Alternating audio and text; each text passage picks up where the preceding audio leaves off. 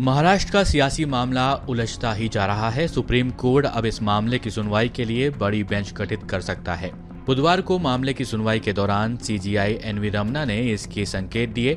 उन्होंने कहा कि मामले की सुनवाई के लिए एक बड़ी बेंच की आवश्यकता हो सकती है। हालांकि उन्होंने ये भी कहा कि बेंच किस तरह की हो, उस पर विचार कर बेंच का गठन करने में कुछ समय लग सकता है। इस बीच शिंदे गुट के वकील हरीश साल्वे ने उद्धव गुट की याचिकाओं का जवाब दाखिल करने के लिए 1 सप्ताह का समय मांगा है। इस पर कोर्ट ने कहा है कि सभी पक्ष अपनी लिखित दलीलें जमा करें, आपस में चर्चा कर सुनवाई के बिंदुओं का एक ही संकलन जमा करें। इस मामले में अगली सुनवाई 1 अगस्त को होगी।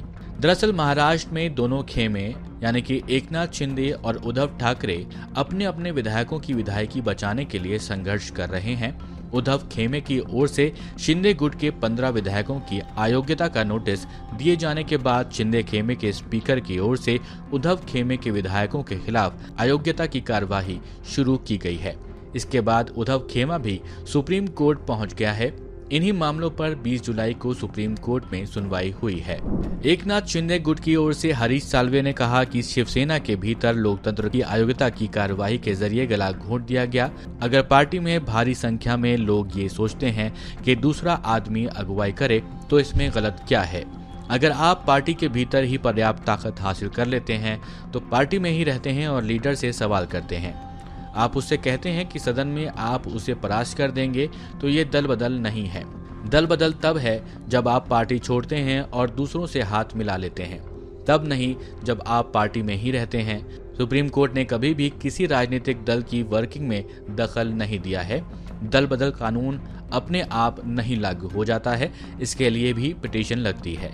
अगर कोई सदस्य राज्यपाल के पास जाता है और कहता है कि विपक्ष को सरकार बनानी चाहिए, तो ये खुद पार्टी छोड़ना कहलाता है। अगर मुख्यमंत्री इस्तीफा देते हैं और दूसरी सरकार शपथ लेती है तो ये दल बदल नहीं है। वहीं उद्धव गुट के वकील कपिल सिब्बल ने कहा कि शिवसेना से अलग होने वाले विधायक अयोग्य हैं। उन्होंने किसी पार्टी के साथ विलय भी नहीं किया। अगर शिंदे गुट की याचिका को सुना गया तो ऐसे में हर चुनी हुई सरकार को गिराया जा सकता है। इससे लोकतंत्र खतरे में आ जाएगा। राजनीतिक पार्टी का मुद्दा खुद में एक सवाल है। जब अयोग्य सदस्य किसी व्यक्ति को चुनते हैं तो ये चुनाव ही सही नहीं है। लोगों के फैसले का क्या होगा?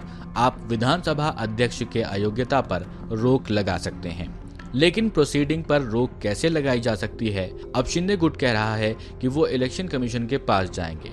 ये तो कानून का मजाक उड़ाना है। इस आयोग सरकार को एक दिन भी नहीं रहना चाहिए।